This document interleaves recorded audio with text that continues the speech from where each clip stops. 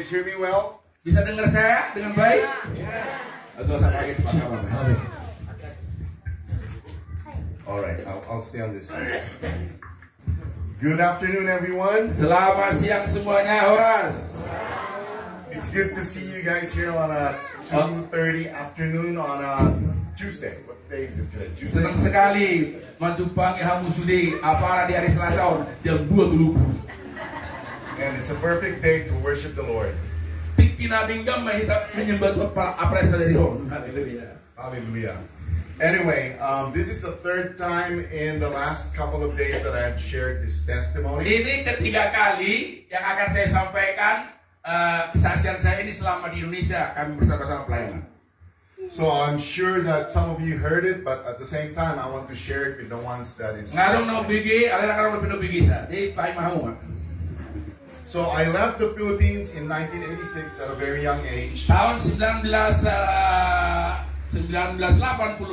saya meninggalkan Filipina waktu saya masih muda sekali. And with the glory of God, I was able to visit in 2011. Artinya dia pindah ke Amerika, ke Hawaii, tapi puji Tuhan dengan anugerah Tuhan tahun 2011 beliau majupang musai hutan kami di Filipina. So that was a very long time, a very long gap. Melilik kiatanya saya mulai juga. A lot has changed. Sudah banyak perubahan. So when I went to the barrio, Ketika aku pergi namanya Boreo, I remember there was an old Methodist church. saya ingat ada gereja Metodis yang sudah tua sekali. But it saddened me that that Methodist church has already been ransacked and abandoned. Tapi itu menyusahkan hati saya. Lunguknya roh aku mamere ngasih ke gereja ini. Dengar nama terehon. It broke my heart that I didn't understand why it affected my vacation. Itu menghancurkan hatiku dan saya tidak tahu tadinya mengapa itu mengerusak masa liburanku waktu itu, membuat saya sedih. Lungur aku. So I complained to my wife. Lalu saya bilang sama istriku, And I said, I don't know why I feel this way. nggak tahu kok aku kenapa aku rasa seperti hatiku ini, seperti ini hatiku ini. So to move forward, Jadi untuk maju terus, we came home to Hawaii. kami pulang ke Hawaii, We fasted and we prayed. kami berdoa dan berpuasa. And then we met with Dr. Morocco. Kami kemudian ketemu dengan Dr. Maroko, maksudnya gembala sidang mereka di Hawaii. I told Dr. Morocco, I don't know why I'm so brokenhearted with the abandoned church. Saya katakan kepada Dr. Maroko, saya nggak tahu mengapa hatiku sangat terbeban sekali. But at the same time, I feel the Lord is telling me something. Tetapi dengan hal yang sama, waktu yang sama, Tuhan saya rasa sedang berbicara kepada saya sesuatu.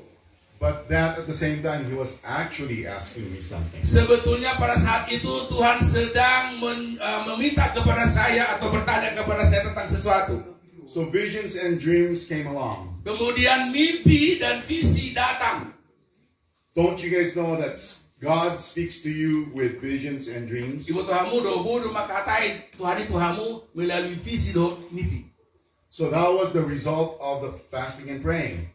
Itu adalah akibat dari doa dan puasa yang saya alami. Basically, I could almost see Him standing like this. What are you Kira-kira gonna do? dalam imanku Tuhan berdiri seperti ini di hadapanku. What are you gonna do with that abandoned church? Jadi neng hawamu ma gereja na sige-sige wada roham kita sa harap. So I know that my mom and my dad has land in the Philippines, and I knew my mom said that I was gonna inherit it.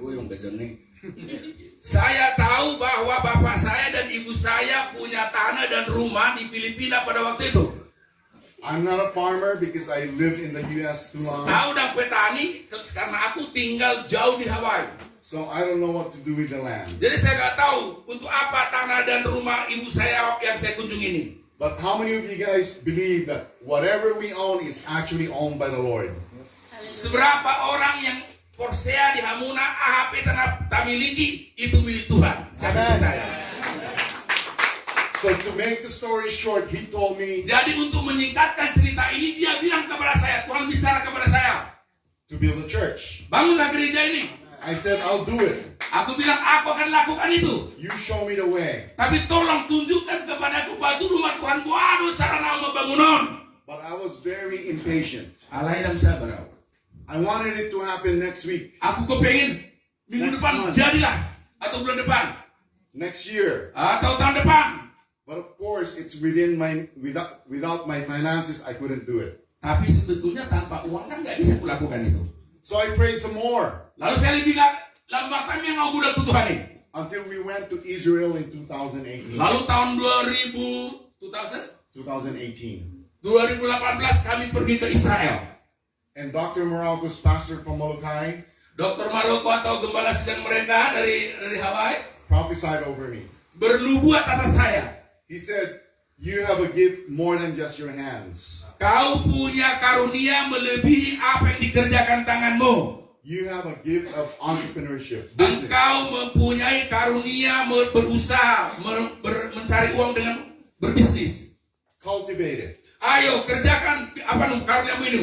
Karuniamu baru nak yang mengalami kamas dari sana. Karuniamu kau apakan itu? So I told my wife, Lalu saya bilang sama istriku, "Let's take a risk." ayo mari kita istirahat. And I took out my retirement. Kemudian saya ambil saya punya cuti atau pensiun saya. Not too much, Tidak terlalu banyak. but just enough to start a business. Jadi saya ambil uang tabungan saya dari pekerjaan, saya ambil untuk cukup memulai bisnis, memulai usaha. So the 2-year pandemic, I lost my Selama job. 2 tahun pandemi COVID, And he provided a home saya berdoa dan memulai satu usaha dengan diberikan sebuah rumah. for me to fix Rumah yang jelek supaya saya perbaiki. and to provide housing for single ladies with kids. Dan juga saya menyediakan rumah untuk menampung wanita-wanita yang tanpa suami tapi punya anak. Ladies that came from the street, Orang-orang yang datang, wanita-wanita yang gak punya rumah datang dari jalan-jalan, depressed, yang tertekan, depresi. but I know they deserve a second chance. Sorry. But I know that they deserve a second chance. Tapi saya tahu bahwa mereka punya kesempatan yang kedua. So in return, I was able to house them. Lalu ketika kami kembali, saya bisa membuat mereka atau memberikan tempat penginapan bagi mereka. And the government supports them by paying their rent. Lalu pemerintah membantu mereka untuk membantu membayar sewa daripada gedung yang saya bangun itu. So with that small business, Dengan memulai usaha kecil ini, yaitu rumah kontrakan ini, I was able to help the community, the ladies. saya bisa menolong komunitas wanita-wanita yang tanpa suami itu. And with that return, I was able to build a church. Dengan hasil daripada persewaan yang saya sewa-sewakan rumah saya, bisa saya membangun gereja yang sudah rusak di Filipina itu. Amen. With obedience, because I listened. Yes. Maaf tadi saya cari-cari sebentar karena inilah yang dia buat yang Old sebut itu. church. Maaf nggak ada itu ya, nggak ada ini. Inilah waktu itu gerejanya udah rusak seperti ini. Ya, It's an old. ini gerejanya rusak waktu dia pulang ke kampungnya. Waktu masa kecil dia beribadah di sini, main-main di sini. Tapi begitu dia pulang ke kampungnya di Filipina, ngasih di gereja. Tasono persi. Lebih parah ini. Setelah dia pulang, So next week we will be celebrating a 1-year anniversary because we setelah got dia it last pulang, 1 tahun yang lalu saya bangun menjadi seperti ini. year. God is so good. Tuhan itu baik. God is so good. Tuhan itu baik. Kita rumah itu sekarang. So with my small little barrio, there's about approximately 60 to 80 members right now. That's Satu jiwa sudah menghadiri jiwa ini, gereja ini. Besok kami pulang dari sini minggu depan. Kami akan rayakan 1 tahun pembangunan gereja ini. Hallelujah. So don't give up. Jadi jangan menyerah. If the Lord is talking to you, Kalau Tuhan berbicara kepadamu, make sure that you listen. nah, sekali lagi saudara. Jadi ini Bapak ini sebetulnya latar belakangnya itu chef atau juru masak di hotel berbintang 5. Saya tahu gajinya di atas 300 juta 1 bulan. Tapi dia tinggalkan itu, lalu dia terbeban, untuk bermisi. Tapi bermisinya dia bukan pengkhotbah. Dia ingin membantu seperti ini. Diawali dengan melihat gereja yang hancur.